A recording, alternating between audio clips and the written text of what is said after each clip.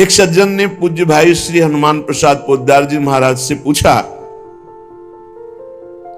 कि साधना करते करते 20 साल हमको हो गए, ना तो भगवान मिले और ना भगवान का प्रेम प्राप्त हुआ, क्या कारण है?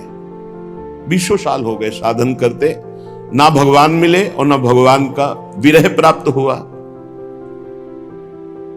भाई जी महाराज ने कहा इसका संपूर्ण कारण तो भगवान ही जानते हैं और आप भी जानते हैं। उत्तर दिया कि संपूर्ण कारण तो श्री भगवान जानते हैं और भगवान के ना मिलने का, प्रेम ना प्रकट होने का आप भी कारण जानते हैं। भाई जी ने पूछा ईमानदारी से बताना कि भगवान ना मिलने का आपको दुख है? भगवान के प्रेम की प्राप्ति या भगवत साक्षात्कार ना होने पर 20 साल हो गए, आपको दुख हुआ इस बात का? बोले कभी कभी थोड़ा मन उदास हो जाता है। भाई जी महाराज ने कहा कि थोड़ा थोड़ा उदास हो जाता है, लेकिन आप बताइए यदि 20 साल से आप व्यापार में बराबर घाटा प्राप्त करते रहते तो क्या आप ऐसा उत्तर देते कि थोड़ा थोड़ा कभी मन उदास हो जाता है? आपकी हालत क्या होती कि 20 साल से आप व्यापार कर रहे हो, घाटे पे घाटा होता चला जा रहा है, आपकी हालत क्या होती? बोले बेचैन हो जाता, जीना मुश्किल हो जाता। तो बोले ऐसा जीना मुश्किल हुआ आपको? 20 साल से आपको घाटा हो रहा है, भगवत प्राप्ति, भगवत प्रेम प्राप्ति नहीं हो रही और आप आनंद से जीवन व्यतीत कर रहे हैं, आपको बेचैनी है? तो उनका ईमानदारी से वैसी कोई बेचैनी नहीं। तुम सच्चे व्यक्ति हो, ठीक ठीक बता दिए। जब संसार की व्यापार में घाटा होने पर जो बेचैनी होती है वो आपके भगवत प्राप्ति या प्रेम प्राप्ति ना होने पर बेचैनी नहीं हो रही, तो इसमें भगवान का क्या दोष है? भगवान के अंदर कोई चाह नहीं है। कई बार सत्संग में सुन चुके हैं, आपकी चाह ही भगवान के अंदर चाह बनती है आपसे मिलने की। आप जितना विकल होंगे उतने ही वो विकल हो जाएंगे आपसे मिलने के लिए। भगवान अमना है, आपका मन ही वहां जाकर भगवान का मन बनता है और भगवान के मन के अंदर आपसे मिलने की चाह पैदा, वो अमना है, वो अचाह है, वो पूर्ण काम है। चाह हमारे अंदर पैदा हुई नहीं कि प्रभु के अंदर चाह पैदा हो जाएगी हमसे मिलने के लिए। सज्जन ने कहा कि जो प्रश्न करता थे कि कई बार आपसे सुना है कि भगवत प्राप्ति बड़ी सरल है, भगवत प्राप्ति बड़ी सुलभ है, परंतु मुझे लगता है कि जिंदगी में अगर कोई कठिन काम है तो भगवत प्राप्ति है। तो भाई जी महाराज ने कहा भैया भगवान का मिलना बहुत सुलभ है। भगवान किसी कर्म के फल से नहीं मिलते कि ये कर्म किया तो इसका फल हुआ भगवत प्राप्ति। भगवान चाह से मिलते हैं, व्याकुलता से मिलते हैं, रुदन से मिलते हैं। ये सारे कर्म इसलिए कहे जाते हैं कि तुमसे पाप कर्म ना बने, और जब पवित्र हृदय होगा तो भगवत प्राप्ति के मिलन की चाह प्रकट हो जाएगी, रोना आ जाएगा। भगवान मिलते हैं रुदन से, चाह से, व्याकुलता से, लालसा से। संसार के जितने भोग पदार्थ, अवस्था, स्थितियां, प्राणी, ये सब कर्म से मिलते हैं। जैसा आप कर्म करोगे वैसा पदार्थ मिलेगा, वैसे व्यक्ति का संयोग मिलेगा, वैसे सुविधा मिलेगी, वैसे ही असुविधा मिलेगी, वैसे ही आपको तिरस्कार, अपमान, जैसा कर्म करोगे। लेकिन भगवत प्राप्ति कर्म का फल नहीं है। पूज्य भाई जी महाराज कह रहे भगवत प्राप्ति चाह का फल है। वो संत संग से, शास्त्र स्वाध्याय से, नाम जप से, भाई जी उसका भाव लिख रहे, नाम जप से, सत्संग से, शास्त्र स्वाध्याय से हमारे संसार की चाह हटे और भगवान की चाह प्रकट हो जाए। पक्का जिस दिन ऐसी चाह हो जाएगी अब जिया नहीं जा रहा, उसी दिन भगवान अनुभव में आ जाते हैं, नेत्रों के सामने आ जाते हैं। पक्का संसार की प्रत्येक स्थिति, अवस्था, पद प्रतिष्ठा, इसमें कर्म है, इसमें कर्म है। आपका कर्म आपको स्थिति प्रदान करेगा, सांसारिक पद प्रतिष्ठा, लाभ, लौकिक, पारलौकिक। सांसारिक पद प्रतिष्ठा, धन संपत्ति केवल चाह से नहीं पूर्ति होती। धन की चाह, मन की चाह, मान की चाह, अधिकार की चाह, सब कर रहे हैं। मन की चाह ये मिल जाए वो मिल जाए, मिल रहा है क्या? मिलेगा उन्हीं को जो वैसे सुकृत वाले कर्म किए हैं। रात दिन सब चाह में ही फंसे हुए हैं, परंतु सबकी चाह नहीं पूर्ति होती। संसार की चाह से निराश होकर भगवान की चाह मात्र करने से भगवान की प्राप्ति हो जाती है। कठोर परिश्रम कर लो,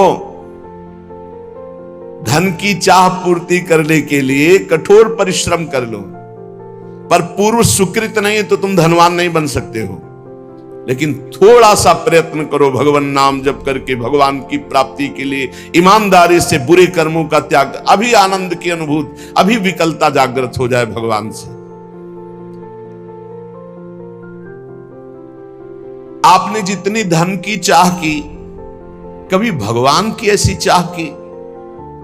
क्या आप ऐसा मानते हैं जितना परिवार से प्यार करते हैं उतना ही किसी एक संबंध वाला भगवान से प्यार करते हो? भगवान से एक संबंध वाला, जैसे माता से, जैसे पिता से, वैसे गाढ़ प्रेम, जैसे धन की चाह, जैसे प्रियजनों का संबंध, इतना भगवान से मानते हैं, तो उनका सत्य तो यह है कि ऐसा नहीं है। तो कैसे मिल जाए भगवान तुम्हें? भगवान के मिलने के लिए, चाहे वो चांडाल हो, चाहे स्त्री हो, चाहे पुरुष हो, विद्वान हो, मूर्ख हो, भगवान ये नहीं देखते कि ये कौन है। बहुत सुंदर बात है। और भगवान ये नहीं देखते कि आज के पीछे इसका इतिहास कैसा रहा है। घोर पापी, निकृष्ट स्वभाव वाला या बड़ा पुण्यात्मा, संयमी, ये भगवान नहीं देखते।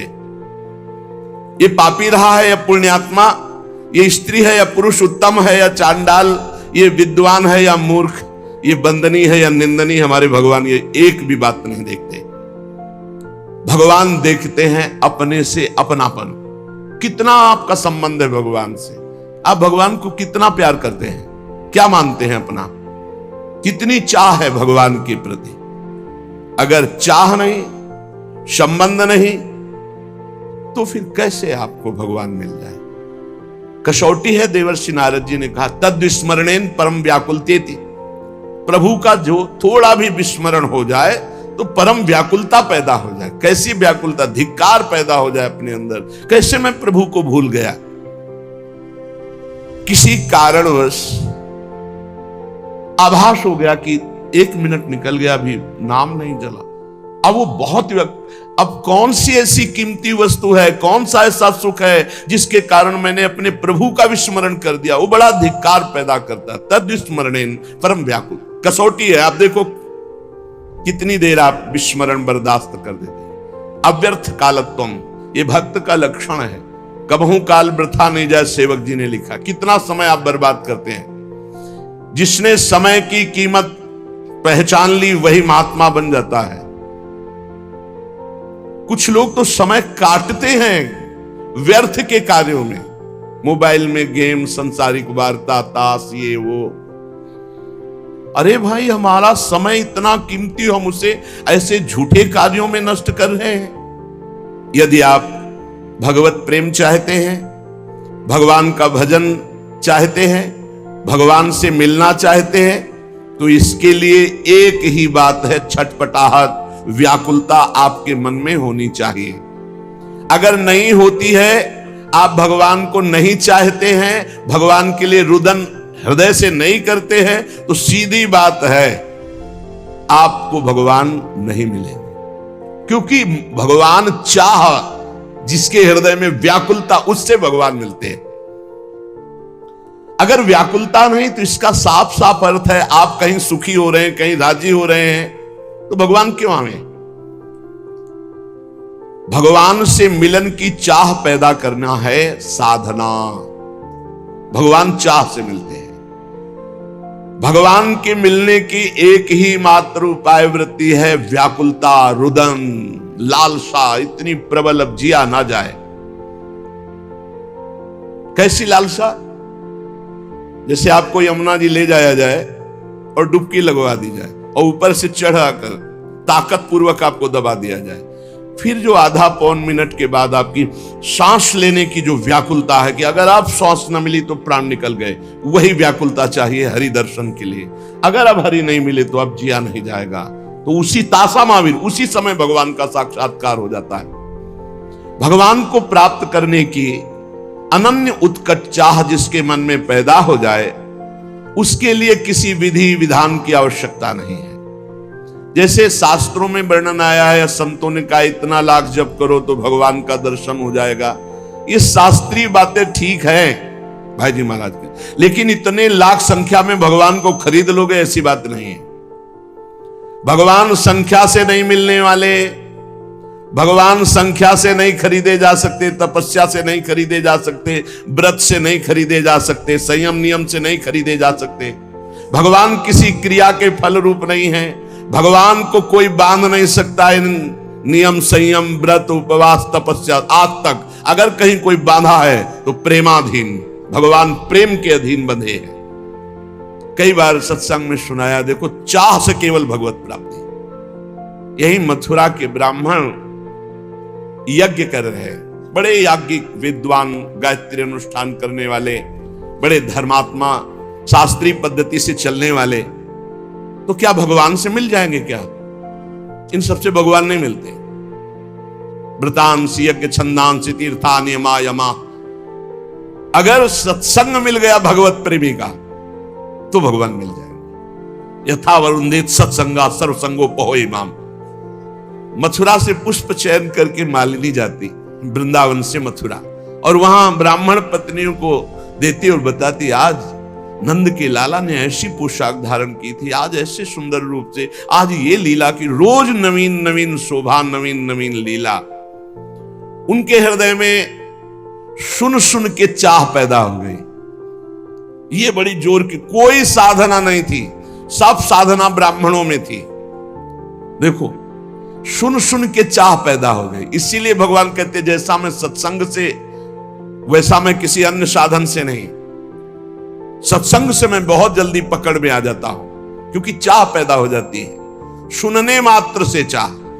अब उनके हृदय में एक पीड़ा पैदा हुई, मैं कब देखूं, मैं कब नंदनंदन को देखूं।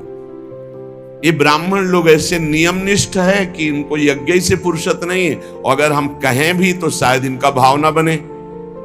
हम उत्तम कुल के ब्रह्म ऋषि, हम भाई वहां कैसे जाएं, वो कैसे दर्शन, क्योंकि वो जानती थी स्वभाव।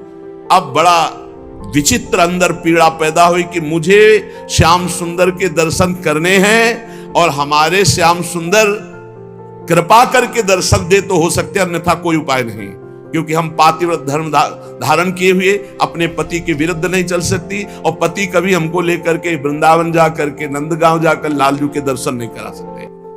अब अंदर से व्याकुलता हुई रोज सुनने के कारण, हे नाथ आप ही कोई विधान बनाओ और दर्शन दो। तो किसी किसी दिन प्रातः काल बिना छाक लिए, बिना भोजन लिए सखाओं के साथ चल देते और दिशा बता जाते कि आज इधर गौवें चराएंगे, तो घर वाले उधर छाक पहुंचा देते। आज ना दिशा बताई और ना छाक ली, मथुरा की तरफ गौवें चराते हुए चले। सखाओं ने देखा समय हो गया उनका, कन्हैया आज तो भूल हो गई, हमने घर वालों को बताया नहीं कि आज किस दिशा में जाएंगे, और छाक भी नहीं लाए, बहुत भूख लगी, अब क्या होगा। शाम के गौवें वापस घर ले चलना है, और इतनी भूख लगी कि अशय हो गई, क्योंकि भगवान आज कृपा करना चाहते हैं मथुरा के ब्राह्मणों की पत्नियों पर। भगवान ने कहा, सुनो, हमने सुना है पास में ही ब्राह्मण ब्रह्म ऋषि जन यज्ञ कर रहे हैं मथुरा के, यज्ञ भोक्ता भगवान श्री हरि को प्रसन्न करने के लिए, जाओ तुम मांगो जा करके उनसे। बोले प्रभु हमको वो देंगे? बोले कह देना कृष्ण बलराम आए हुए, उनको भूख लगी, थोड़ा सा अन्न दे दो, जाके तो देखो, साष्टांग प्रणाम करना, हाथ जोड़ के करना, ऐसी बात। वो गए, साष्टांग दंडवत की, महाराज श्री कृष्ण बलराम पधारे हुए हैं आज इधर, उनको भूख लगी, आप थोड़ा सा भोजन दे दो। वैदिक सिद्धांतों का पालन करने वालों ने जब देखा ये तो गौवें चराने वाले, ये यज्ञ भाग के अधिकारी थोड़ी कि इनको भोजन, बात ही नहीं की। बोले प्रभु कहां भेजा ऐसे निर्दयी हृदय वालों को कि वो एक बार हमसे बात भी नहीं की, देखा भी नहीं। बोले देखो, निराश नहीं होना चाहिए, प्रयत्नशील बने रहना चाहिए, तभी सफलता प्राप्त होती। जाओ उनकी पत्नियों से कहो। बोले प्रभु जब पति नहीं दिए तो पत्नी, बोले उनसे हमारा परिचय है, उनसे हमारा परिचय है, वो अनन्य भाव से मेरा चिंतन करते हैं। जाओ। वो यज्ञशाला से पीछे से जाकर जहां उनकी पत्नियां साष्टांग दंडवत किया और कहा भगवान श्री कृष्ण बलराम पधारे हैं, और उनको भूख लगी। अरे अब तो अंदर की दबी हुई आग, कैसे श्री कृष्ण दर्शन मिले, अब तो प्रबल चाह, किसी की कोई परवाह नहीं। सहस्त्रों ब्राह्मण पत्नियां सुंदर सुंदर भोग थाल में सजाकर चल पड़ी। जिनको रोका उनके प्राण निकल गए और दिव्य देह से वहां पहुंच गए। भगवान ने स्वागतम वो महाभागा आस्यताम करवाम किम यन्नो दिदृक्षया प्राप्ता उपपन्नो मिदम हिवा। भगवान ने कहा आओ स्वागत है तुम्हारा, भगवान स्वागत कर रहे। स्वागतम वो महाभागा, ये दोनों के लिए प्रयोग किया है, ब्राह्मण पत्नियों के लिए भी और गोपियों के लिए भी। महाभाग्यवती देवियों तुम्हारा स्वागत है, आओ आओ, तुम लोग हमारे दर्शन की इच्छा से आए हो, तुम्हारे जैसे प्रेम पूर्ण हृदय वालों के योग्य ही है। भगवान सात सखाओं के साथ बैठ गए, महायज्ञ उनकी पत्नियां करे, साक्षात यज्ञ भोक्ता भगवान को पवा रहे हैं। भगवान पाए, आश्वासन दिया, जाओ आज के बाद कभी तुम्हारे ऊपर कोई दोष दृष्टि से नहीं देखेंगे तुम्हारे पति आदि, क्योंकि हमने स्वीकार कर लिया, आप सब तुम्हारी आराधना करेंगे, सब तुम्हारी वंदना करेंगे। उनको लगा था वापस जाएंगी तो शायद दोष दृष्टि करे ब्राह्मण जन। अब किसी भी भाव से सही भगवान ने उनका प्रसाद तो पाया ना। भले भाव नहीं था ब्राह्मणों के, लेकिन पत्नियां तो उन्हीं की थी। उनके हृदय का ज्ञान अंधकार मिटा। धिक जन्म नस्त्रिविध विद्याम धिक व्रतम धिक बहुज्ञताम धिक कुलम धिक क्रियादाक्षम विमुखाये त्वधोक्षजे। धिक्कार है हमारी विद्या को, हमारे व्रत को, हमारी बहुज्ञता को, हमारे कुल को, हमारी इस यज्ञ क्रिया को जो मैंने स्वयं अधोक्षत भगवान से विमुक्ता की। ब्राह्मणों को अब ऐसा ज्ञान हो रहा है क्योंकि अब भगवत प्राप्त पत्नियों का दर्शन कर रहे हैं। कैसे दर्शन हुआ ब्राह्मण पत्नियों को?